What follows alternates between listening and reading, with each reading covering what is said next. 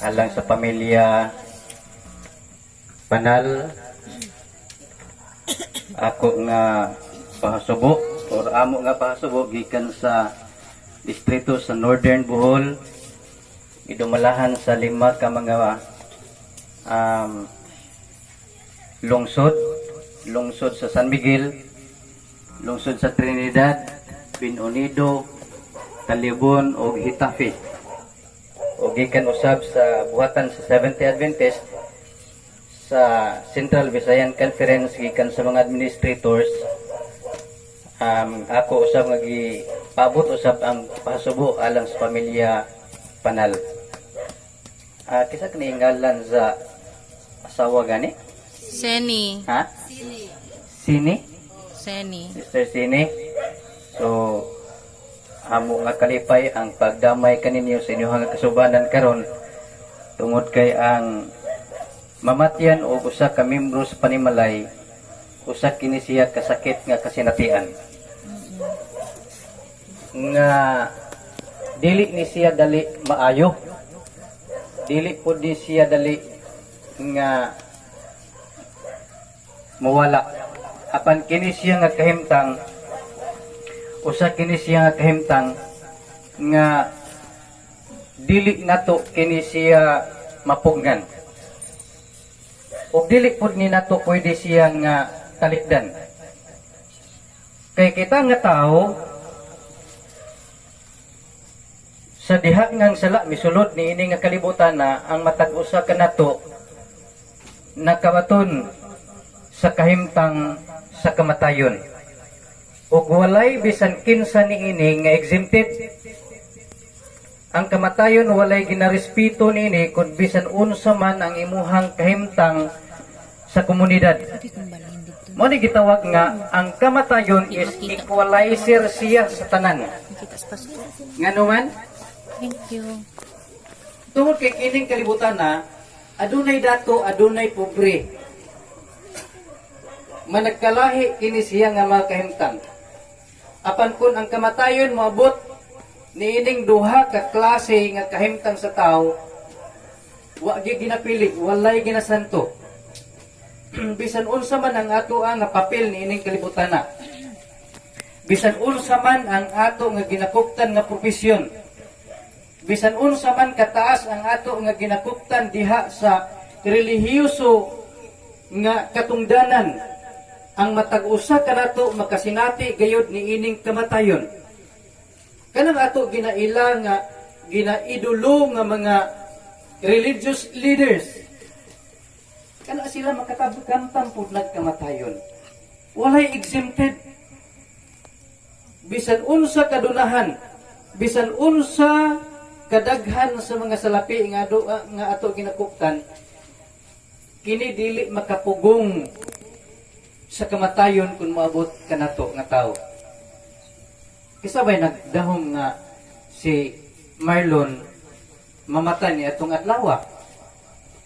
Okay ra o ka na ang nagbidridin na nga tan-aw nato nga naglisod na gid siya, kana mura og makaingon ta nga murag hapit-hapit na.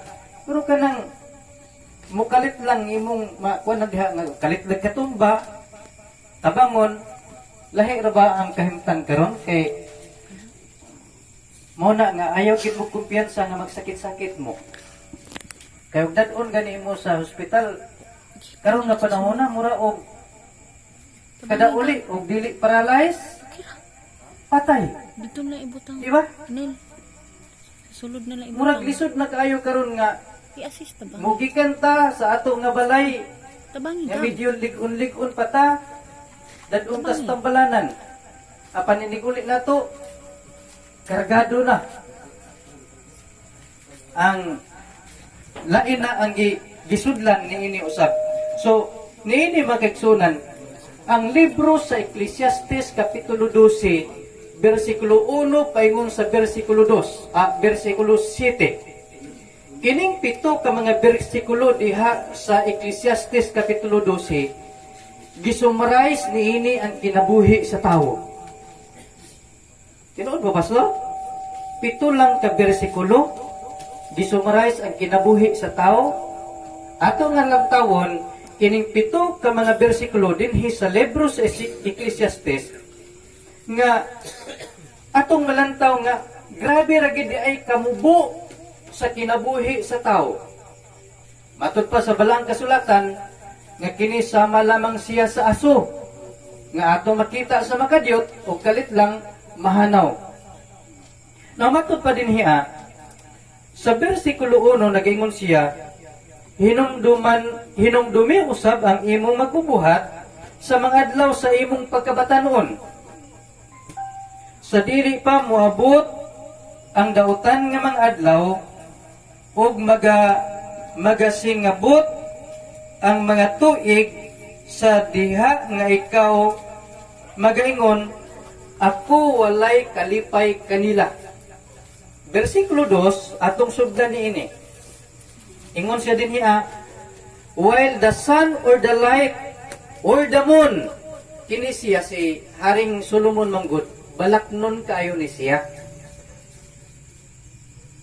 Ang iyaha nga pagsaysay nini, iyahang gibalak ang kahimtang sa kinabuhi sa tao. Ingon siya din nga sa dili pa ang adlaw ug ang kahayag ug ang bulan ug ang mga bituon pagangit-ngitan ug ang mga dagom mubalik sa tapos sa ulan. Ako sa nga basahon tanan niya ako nga i-explain ni siya usa-usa.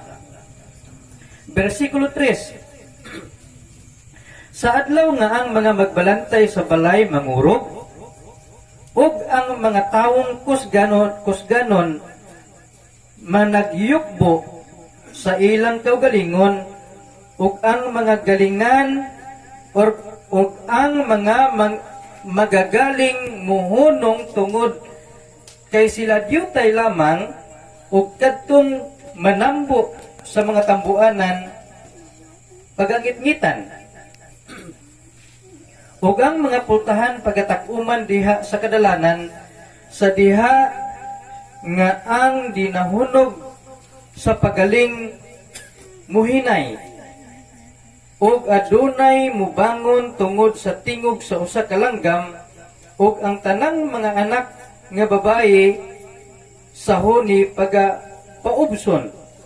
Oo sila mga hadlok ni atong hataas ug ang kalisang muanha sa dalan ug ang kahoyng almendro mamulak ug ang dulon mahimo nga usa ka lulan ug ang tinguha mawagtang tungod kay ang tawo muadto man padulong sa iyang pinuy-anan nga walay katapusan ug ang mga managbangutan magasuroy-suroy sa kadalanan. Versikulo 6. Sa dili pa mabugto ang pisi nga salapi kun sa dili pa mabuak ang bulawan nga panaksan, kun mabuak ang banga dito sa tuburan, kun madugmok ang ligid dito sa tabay, ug ang abog, versikulo 7, ug ang abog mubalik nganhi sa yuta, ingon sa kaniadto,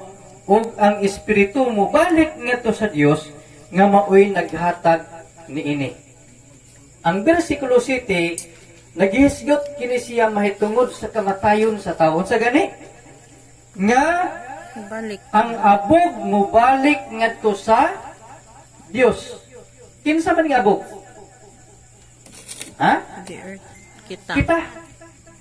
Unsa gani ang gingon sa Genesis 2 kapitulo 7?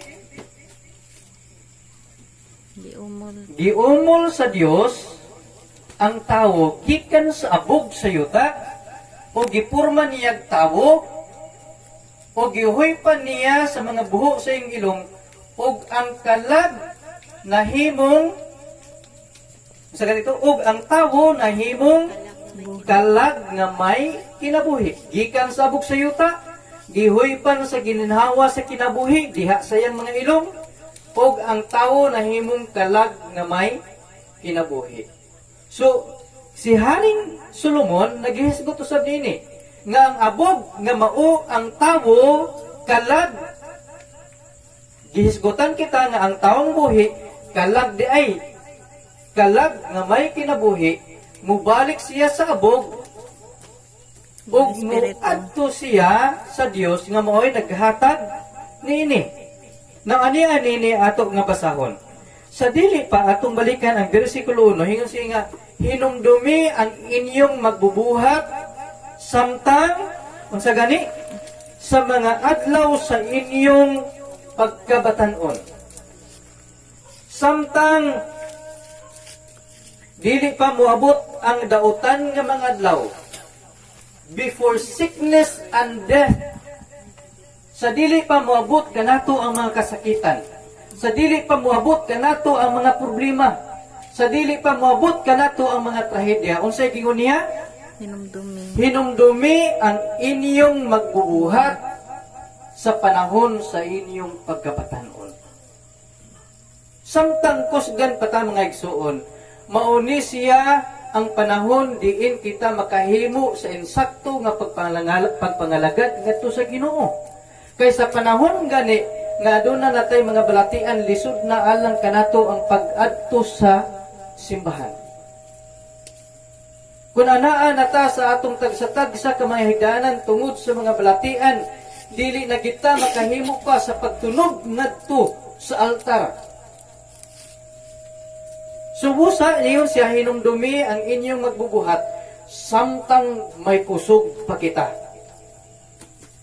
Sa dili pa moabot ang mga adlaw sa kadautan, ato nga himayaon ang Dios, atong alagaran ang Dios, ato nga ihatag ang ato nga pinakamaayo gayud nga pag-alagad ngadto kaniya.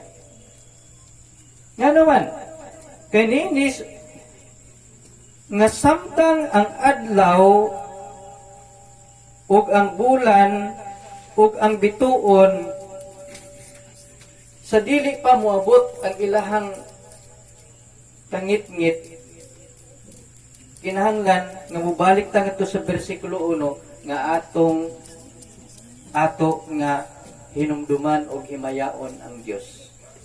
Kining ato nga pagkabatan-on mga kigsuonan, kamo niagi man gid mong batan-on.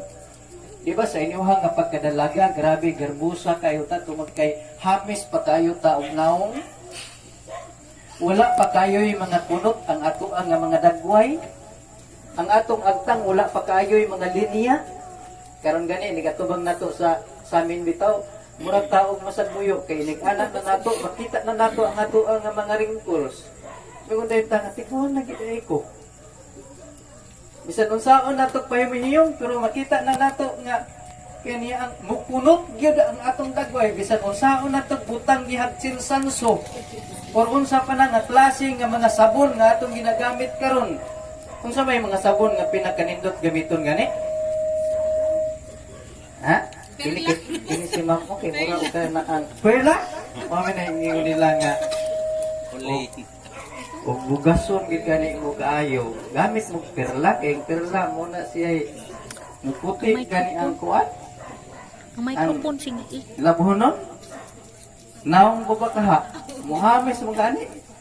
So, mo di mga kakigsunan nga ang ato nga pagkabatan-on, ang ato nga pagkamaanyag, Dati okay. ang pagkanindot sa ato ang nga kutis, sa atong lawas, mabot gayud kini siya ang pagkasalo. Ikaduha, Okay. versikulo 3. And the day when the keepers of the house shall tremble, and the strong men shall bow themselves. Sa diha na gani nga tiguang nata, kusog na kayo ta magkamot-kamot dayon. Kabantay mo sa mga tiguang na yun.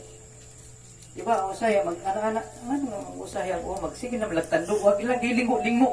Ang uban maglingo-lingo lang pod. Imong pakutanon sige laglingo-lingo, napoy uban magsige lang pugtando. Kaya naman, huyang naman ang imuha nga o kuan na gid kaayo, tiguang na gid kaayo ka. Unya unsa pay gingon din niya? Kini siya mga kisunan ha mga gala. Mga ilhanan ni siya ngang tao hapit na mamatay. Kung na gani nagkamo diha, kung na gani nga ako nagsugod man niya ako ang kuano, bagay sa akong agtang, buti pasabot nga duol na. Di ba? Duol na ni siya. Pero ang akong ingon nga ang kamatayon way gipili. Mabata man siya, mabatan-on man, or mahamtong matiguang, ang kamatayon anaa kanunay siya, presente siya. Pero kung hisgutan na to ang overall, ang kinini ang before gid mo salop, muagi kini siya nga mga butang. Ato gini siya sama kang Haring Solomon iyang gihisgutan kini siya. Nga sa diha nga ang mga magbalantay sa balay mangurog ug ang taong kusgan maguyotbo. Ako 40 naman gid ko pero nagsugod na gid og sakit ang ako ang hawak. Kanang magduko ko unya inig-street na ko murag nanay mo pugong gahi na kayo siya mutulid og balik. Kamo nagsugod na magsakit ang inyong hawak. Mga tuhod, pastor. Ang inyo habang nga paa, ang inyo bang tuhod, kusgan pa ba? Dili ba siya nga murag ni action na siya og kurog? Nay panahon nga murag mukurog na, di ba? Mo ni siya diniya nga when the keepers of the house shall tremble and the strong men shall bow themselves and the grinders cease because they are few. Ngisi ko no be. Makita maning kinsay kumpleto pagngipon. Kumpleto pagngipon? Ha? Kisa po may kumpleto ngipon diri abe. Hindi na gid kumpleto ako. Kulangan na niya ako ang duha ka bagang nagadakot man. Pero kada mga pupo ra bitaw usahay siya. Idumdum ko sa akong apuhan. Bata pa ko. Apuhan ko bay. Wa na gid siya ngipon tanan. Pulos lang gid siya. Ang singalan ani? Lagos. Pulos lang gid siya lagos. Hatagan na siya og biskwit sa akong mga iyaan. Matinga ko nga ang kusi-kusi niya. Unya ang kanang gamay ra gid nga kinusi niya. Iyang kanon matinga ko nga maabtan man og tag 10 minutos niya buusap. Unya ana-anaon pa niya sa iyang diha. Tiguan naman gid kaayo siya. Tan-aw na ko tibuok pa man gihapon ang katong iyang gipuknit. Wa pa man gihapon na nahilis na dugmok. Tan-aw na ko wa na gid ay wa nagyungipon ang ako ang apuhan ang babae. Sumuli din hiya nga sa diha nga moabot ang mga panahon nga ang kining atong tiggaling sa mga pagkaon wala na mga pupo na or tungod kay sila diyutay na lang and those that look out of the windows be darkened. Kita hilik pa man dili man gid ni ang kining mga idara na dili sila gusto nga magpuyo sa balay pero kanang dili maglisod ng gidlakaw naalang na sila kanunay kun na wala sa ilang balkoni naa sa sala kun wala sa sala naa na mintana magsige lang na sila og lantaw kinsa nangagi diha sa atubangan sa ilahang balay nagsige lang pamintana tan-aw nakaila pa ba na siya. Sunod, versikulo 4. And the doors shall be shut in the streets when the sound of the grinding is low, and he shall rise up at the voice of the bird. Napabay daghang langgam din niya sa binunido? Makadungog pa mo og langgam nga muawit panahon sa kadlawon? Wala na. Tagsa na lang. Kanang naa sa mga naghagkakawayan ilahang balay. Makadungog pa mo langgam mga na ay muawit, murag mukanta ini kay alas 4. Ang say tawag anak nga langgam? Siloy? Dito sa mua kay probinsya magin ang mua, isla magin sa Kamutis. Kadungog pagit ko anak. Nindot ba kay paminawon? Pero kabalong mo, kamo. sayo na mo makatog, di ba?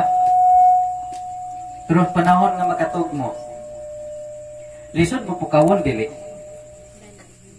Dali ra. Ha? Dali na makamata. Bisan lamang sa huni sa langgam. Bisan gamay lang ng mga kasikas diha sa imong palibot, dali ra kayo ka makamata. Ining mata pag mo, maglisod na po kag balik og tulog. Sinyalis na. Mao na gid na siya, di ba? Mga sinyalis na siya. Di ko di wa niingon nga mamatay na gid ka. Pero kana siya diha na gid ka padulong niya na nga mga kahimtang. And all the daughters music shall be brought low, also when they shall be afraid of that which is high. Kiniadto sa mga kiniibradjanjan kini sila. Sa naa pa sa mga 10 pa ang edad, naa pa sa 20 ang edad, di na mahadlok muambak og taas. Sa una mga ligo mi og dagat, pangpang di man ko mahadlok muambak. Pero maglantaw lang gani ko kaya na mukatkat na gani ko pila kahak-hak na sa lubi. Or bisan mutungtong na ko diha ibabaw sa atok, maglantaw ko diha sa ubos.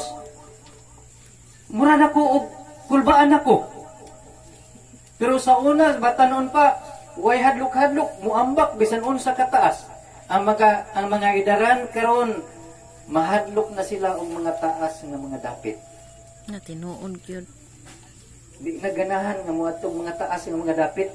Di na mutungtong og mga taas, mahadlok na sila. And unsay sunod? And the fir shall be in the way, and the almond tree shall flourish. Si ate mura og gamay lang gid kayo ang itong. Wa na gi itong. Di ay po'y isa mura gitinaan lang po niya ha. Umuhati. Kisa may nagtina na diri kay pulos na puti ang buhok, pulos na giuban. Wa na giuban kay gitina na. Gitinag brown, gitinag itom. Sa diha gani nga mausab na ang kolor sa imuhang buhok, na may mga batanon pa na ginauban na. Dili tanan ha. Pero kasagaran gid sa naana sa mga idarana mausab na dayon ang kolor sa buhok. Kung dili manggani mausab ang kolor sa buhok, mawaknay buhok. Nga upaw na. So mo ni siya din hiya. And the grasshopper shall be a burden, and desire shall fail, because man goeth to his long home, and the mourners go about the streets. Ang mga tiguang kusog na lang huna-huna lagi kusog. Huna-huna ray kusog. Ay dyan duwa mi huna-huna lagi kusog budagan. Huna-huna namo kusog na kayo mi dagan, pero naglanta ko mura man diayog lain na mang tanaw ng dagan ng mga idarana. Kusog ray huna-huna. Pero diha sa literal na nimo nga kusog, wa na gid ka, imuhang tuhod wala na. Magpasan ka o bugat, ang pinakagaan nga pasanunon, bugat na alang na sa mga idaran o sa mga tigulang. And or ever the silver cord be lost, or the golden bowl be broken, or the pitcher be broken at the fountain. Dito ko sa kinini ang Burgos kinina na ako'y gibisita. Mga pila gani edad ni mga 70. Kisa may 70 na diri abi? 70 na ka. Praise the Lord. Unsay gingon gani diha sa bilang kasulatan, ang edad sa tao is 70. 70 ra gyud. Ug maayo nimo nga pagdumala moabot ka og 80. 70 to 80 ang average sa kinabuhi sa tao, sa edad sa tao. Kung moabot kag 80, pasalamati ang Ginoo tungod kay bonus na ang napulo ka tuig. Kung isititiuno na ka, pasalamati ang Ginoo kay adunay usa ka tuig nga bonus gihatag nimo. Kasi 70 raman. Kung moabot na gani ka og 71, pasalamati. Kung 80 nakakaroon, pasalamati. Kung 85 nakakaroon, pasalamati. Dahiga ang Dios. Kay gihatagan ka ni ana nga kinabuhia. Apan, adunay mga tao usab nga makaihi na lang sa ilaha nga kuan purol tungod sa katiguanguna.